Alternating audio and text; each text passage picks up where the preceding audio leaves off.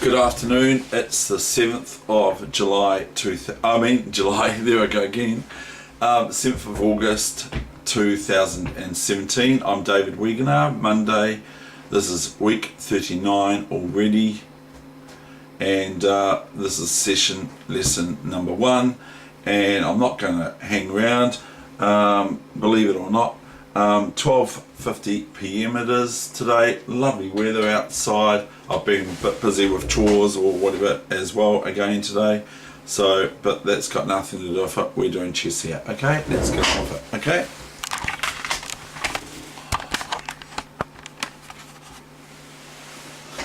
Right, here is a game I just played 5 minutes ago on chess.com. And white, New Zealand is the All Blacks, the black pieces. So New Zealand is me, of course. It's 5-minute chess, sudden death at the end, no increments. And it's 5-minute chess, and New Zealand is playing Poland. Poland is the All Whites, okay, sounds appropriate. So what have we got here? We're going to show you this game. Now this player I played was 2106, 2106 for 5 minutes at least, okay? So first move is G3 and I go D5.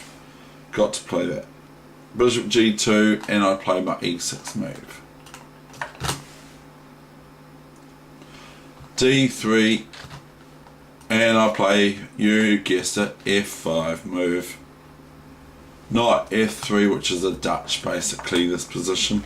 Knight F3, so it suits my lineage from Goliath, Dutch lineage. Knight F6, Bishop G5, Bishop E7.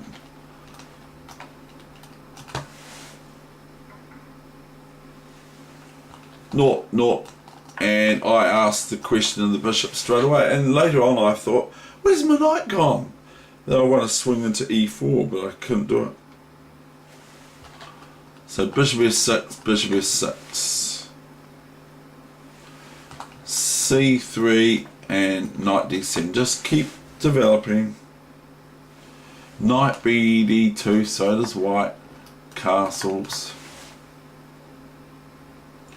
E4, a normal bust here. C6, so it's a normal bust for white to play here. I could take here, but it's not the greatest, instead of C6. And if black is met with E5, firstly I can just take it. Secondly, I can just move out. I can move out the way if I so wish. Rook E1, so this is the new mainline. Stop doing that to me, computer. Hurry up, Dave, hurry up! What are you doing? Yeah! And the key is playing something rotten, but we're not getting into it too much because I just want to show you the games. So I play A5, my opponent plays Queen C2, I play A4. Now what I'm actually doing here is I want to stick to my plan of softening up this diagonal for my bishop, if my bishop gets to stay on this line, on this diagonal. So I got A4, my opponent continues to develop nicely, and they've already developed, they are now fully developed, and I'm still lagging behind. I go A3. So I'm sort of breaking my rules. Not my rules, but the rules of chess, or principles of chess. Queen C7, EF5 and EF5. D4, and this is where I thought, oh, swing my knight into E4. And I thought, where's my knight gone? It was taken by the black squared white bishop on move, whatever it was. So white's just threatening the basic. So I got f4, just to get rid of it, b4, and this is a really good game, I believe. Whether I play it right or not is another story, but I thought this is a really nice game to show. Knight b6, and here my opponent played knight e5, I went bishop takes. A rook takes the bishop here. Rook a e1, queen here, threatening check at least, and maybe other things too. And then if I've got this, then I can play knight here next move. If I get queen takes pawn, that is. It's a bit hopeful, isn't it? But if I get queen takes pawn f2 check, then I have the next move for black would be knight c4, which would be a little bit hard to meet in my opinion. So queen f7, my opponent merely played f4, fair enough. So that bolts it down on that side from my operations. So f4, I now go and contest the e file because I don't want these rooks. If I don't contest the e file, I have to be very, very careful of this. I could play knight here to stop rook there, but I don't want this rook to come in here. It's not welcome in my camp. Rook a e8 and knight f1 happened, and now I start to play a wee bit feisty. Bishop f5 threatening the queen, and if this cannot happen, or can it? Can this actually happen? Have I made a mistake here? Can black be met with this?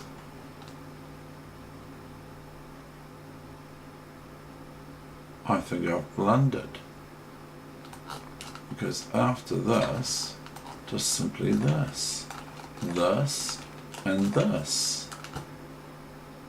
I'm a piece down. Oh no, my opponent missed that. Missed rook f5. Is there anything else? I can't go queen here because of rook g, new variation, because of rook check attacking my queen. I can only defend it like this, and then it's over. So my opponent aired here, can go f5 even, and then rook takes his mate offering up. So after bishop f5, I thought it was a wee bit airy. I felt it was a wee bit airy because black loses material here. But my opponent missed that, so that's all chess for you. That's how chess works. So it probably wasn't a computer, which I could think it was, but I don't think so. Queen c1, knight c4, and knight e3. Now here comes my opportunity, David, to lift the rook on e5. I think my opponent played almost instantly. Now I get myself a wee bit softened up here. I should try, and maybe I should play here, but I got in some whirlpool sort of position for black, where I have to start watching this d pawn and threats a bit later on bishop d5, forking or pinning my queen or that sort of thing to my king on g8. So but I went d4, and so I'm already softening myself up. So I think they just take here, of course, fair enough. Now what do I do to consolidate here?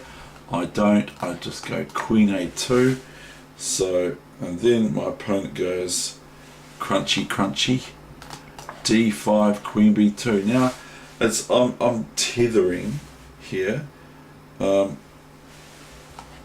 dc6, bc6. Now it's quite tinny, this position,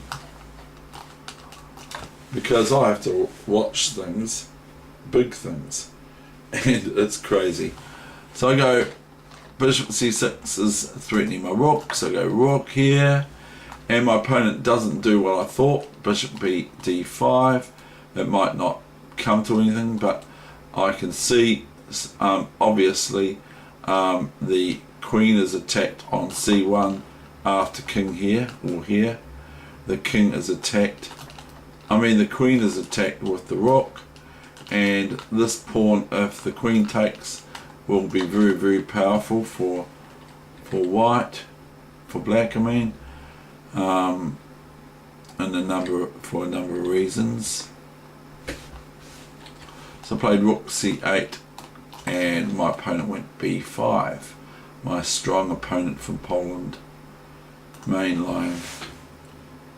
And I just watched the movie last week, and I was just thinking about the movie from The Zookeeper's Wife that I got on DVD the other day, and if I do a review for it, it will not be good. It will be just like what wasn't my expectations. So the thing is with movies is, if you've got reasonably high expectations of them, which I did probably, then they can lose out for you in the end. Bishop e4. I have to get, and the bishop cannot take back, and lucky for me the rook on c8 is defended by this rook. So if bishop here, I just go bishop takes. If bishop d5 check, I just go bishop takes. If knight here, I've got tactics like this, even though it's no good, because white can just go here instead of taking first. They just go check, Dave. So I did see if the knight gets in there, that because that happens soon. I see that the knight will be giving me trouble on d5 if it lands there soon, which it does. Bishop e4, rook a1. So white goes after my pawn instead of me going after black's pawn. Bishop c6, and everyone can guess the next move for white is bc6, rook c6. Oh no, I didn't play rook c6. I did play this just in case my opponent's got something pre-planned. So my opponent doesn't, plays rook a2, I'll go rook c6. Incidentally, if after this move white plays this, then I have new variation. You should know, computer. Yeah, Dave, the computer should know. It should know, Dave. Now here I've got rook c6, and obviously for everyone out there, everyone and their dog can see that after rook c6 and white is met with pawn to a1, queen equals queen, check, and this is very, very good for black. But that did not occur.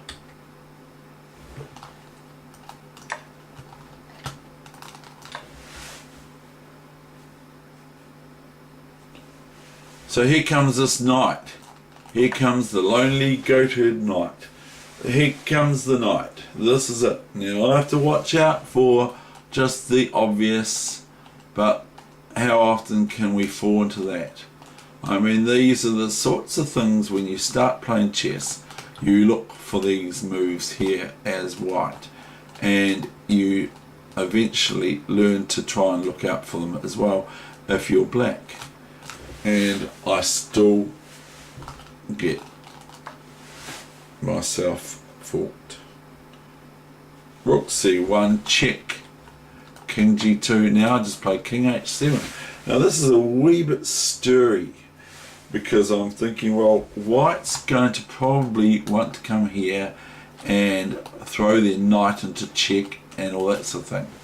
So it's a wee bit sort of like, a little bit like, and I wrote yesterday, my phone has got predictive text. You can use this, I don't mind.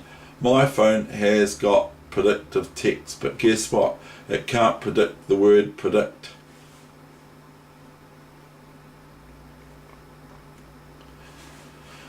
So my opponent goes rook a7 with that thought of knight here. Now it's actually quite, I find that this position is actually quite interesting. I'm not sure. I'm going to put the engine on and just see what the engine says about this position for either player. It says it's equal at this point, which I was actually thinking of offering a draw here, funnily enough, and that's the honest truth. If I go rook here now, watch this, it'll go 6.75, because this is just a clear win of a rook. I can't go back here. I can. I thought the rook was on there, so that's definite no-no. Okay, so here we got this position here. This is classed by BlitZ11 as 0.00, depth of 20. Okay, so BlitZ11 gives this position equals. Okay, and I was actually thinking of offering my opponent a draw here. I play rook d8, which is probably the best move, and BlitZ gives knight e3 here, but my opponent didn't do that. My opponent went knight f6. Now it's slightly in my favour by 0.14 for black, I believe, but it's near enough to equal. I go king g6, because if I go back here I have to keep this rook on here, or these rooks doubled on this file or similar, to prevent rook a8 check and checkmate. So I go king g6, so I'm threatening the knight now, of course. Even though before, if I do go back here, I made the mistake in my judgment, is that the knight's just attacked, isn't it? So, but I go now with my rooks far enough, king g6, sorry, king g6, my opponent went knight e4, and now I go rook here, and it gets a bit, I believe that this gets a bit scary.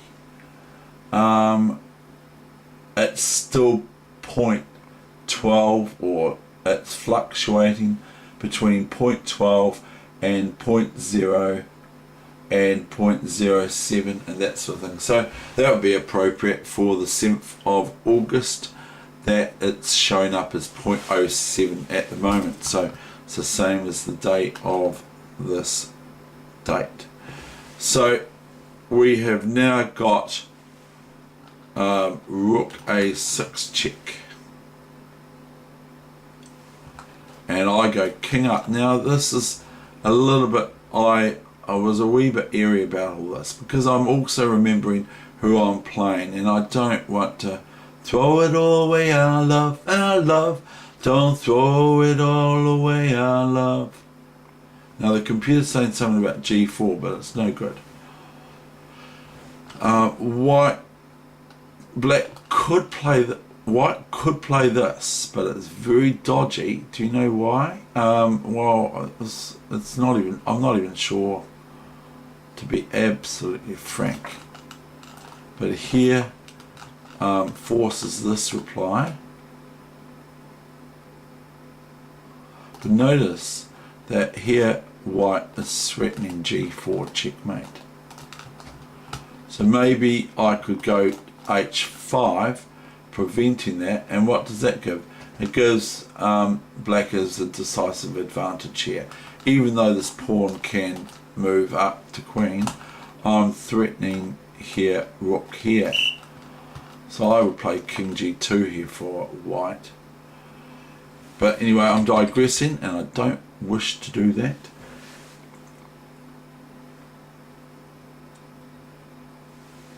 Here happened knight d6. And I don't want to go back here. New main line, you should know. You don't, the computer should know. Now it's actually saying that my position is in my favour of a decisive advantage by 1.97. Depth equals 22. 1.98. Now it's just gone up a fraction. I go king g4. If I go here, I can't go here, I can't go here or here or here. So I've got 1, 2, 3 moves available. This is the one that I picked because this threatens a rook here, checkmate, which I have seen before, but I might have not seen it properly. Now I go rook c2, 94, rook c2, check, and the computer's at still 1.96. Knight f2 is check. See, that's the bother of it. And I go king f5, I think. Oh no, I didn't. I go knight. Hold on. It doesn't even give king h5. Believe it or not, it doesn't even give king h5. It just gives king f5.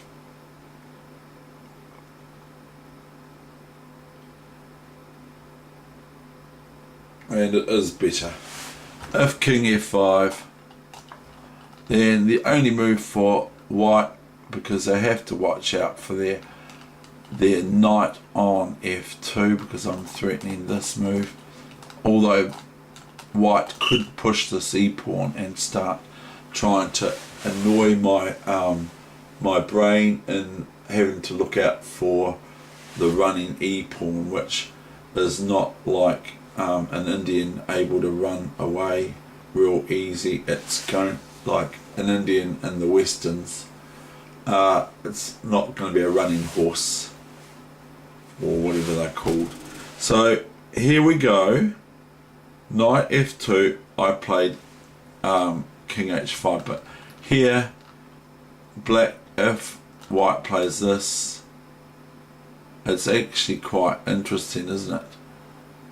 Because white's just threatening this, but black plays, so white's threatening g4 checkmate, and so I don't want that to happen. So I've got this move here. The computer gives rook c3 check, and why not rook there, Dave?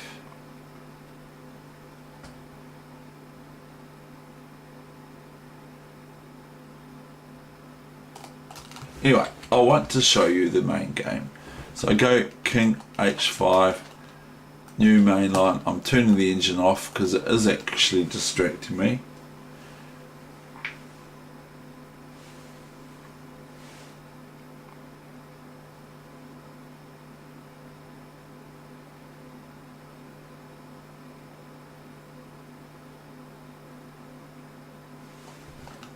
Now happened king f3. Now did I shoot the bullet and go rook here or not? No, I could, and if I do, then white would have g4, but I just moved my king away. I played rook c3 check. It's probably not even the best.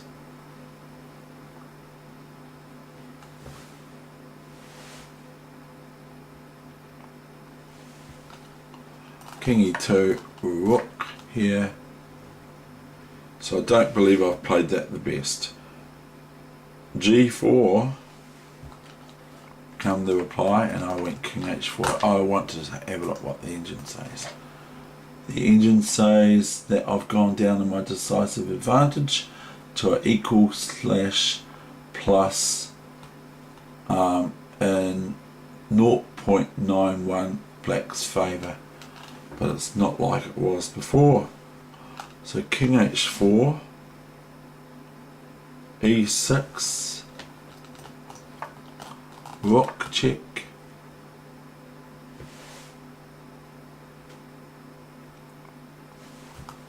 King E1, Rook E3 check, King D1, Rook F2, F5. Fair enough, black's met with white trying to protect all their pawns. I could just nibble, but I was very short of time here. I was very short of time. I had seconds left. I had about 6 seconds left to make the last few moves. Rook H3, everyone can see that this is threatening Rook H1 checkmate.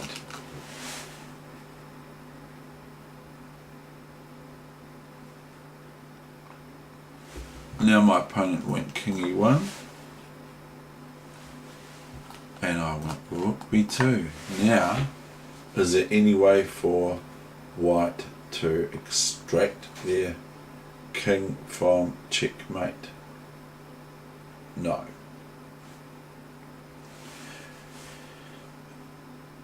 Rook D6 came the reply as my opponent wriggled, and I went the finale, coup de grace, checkmate. Okay, that's the end of the session. Now for those who want to, you may listen to this if you want to. Again, I'm not going to be long, but so I'm going to run through them all quickly. Number 1, don't resign too early. Number 2, play your own move. Number 3, play first move that you thought of. Number 4, play what you know and what you get results with. Number 5, read Dr. Zeus, green eggs and ham, and Horden hatches an egg, and also the other one, cat in the hat. 6, wait to castle to see opponents' side where they go. 7, study your mistakes, even a timeout mat. Number 8, between rounds, refresh with master games. Number 9, think endgame in chess early. Number 10, let pieces do the talking, focus. Number 11, develop. Number 12, focus, no talk, no distractions, Magnus stars. Number 13, exercise, sleep, eat, drink, and mingle with social people, with family and friends and that sort of thing. Number 14, don't judge a book by its cover. Number 15, think ×2 and again before your reply. Number 16, play against your opponent what you dislike meeting yourself. Number 17, not broken, don't fix it. Number 18, don't forget your king or opponent's king. Number 19, hide your bishops. Number 20, if drawn or won or lost position, fight on, prove it, like as if in court stating your case. Number 20A, don't go to sleep like the turtle in the hare, or the tortoise in the hare, or the rabbit. Number 21, to swindle is fun, but not to be swindled. Number 22, centralise even when attacked on flank. Number 23, play chess, enjoy it. Don't worry on result, even though I can talk. Number 24, practice play at all times, touch move. In practice or playing, at all times try this touch move. Play it like that, and it'll make you more, it'll make you a little bit more clinical about the moves you make, instead of just, okay, I'm not wanting to talk about them too long, so play touch move. 24A, You can't look for your brain through your hands. So don't analyse the position out with your hands. Look at it in your head, and it's better for you anyway. Never forget or always remember the clock. It's a timepiece. It's very important in chess. It carries the weight of whether you win or lose. Number 26, crazy moves can distract your opponent's focus, etc. And that's quite a long one, and I've already outlined how long it is. Number 27, don't always do something in chess. Sometimes a king move is still doing something, but a king move to the corner, the side corner cushion, or whatever you want to call it, like they would say in snooker. Sometimes there is a defence here, by the way. I've just noticed it. Oh no, there's not, because with the rook there is a defence if it's white's move, because then they can go rook here, and that would be a cat amongst the pigeons. Crazy moves can distract your opponent. Don't always do something in chess. 28, if going to lose, writing is all over the wall, try a crazy, silly, stupid move. Like put your queen on pre or some of that, or attack their queen with your queen or something, and you never know, they might fall for it. Like 27, which is don't always do something in chess. Don't just play a move in chess for the sake of playing it. Okay, Bobby Fischer always tried to play the best. Number 30, don't idly swap pieces off. And number 31, if you have difficulty with just attack your weakness, if you've got this weakness, which I have, I can sometimes miss the obvious, so do things like Sudoku easy instead of, if you're drawn to wanting to look only at the hard, look at the easy as well, because that will help you realize why am I doing the easy, because I can often miss the easy. So that's just me, my personal one, but that might be fruitful for you as well. Okay, that's the end of my session. I'm going to get out on my bike, and I hope you all enjoyed that session. Thank you very much. I certainly liked beating Poland half an hour ago,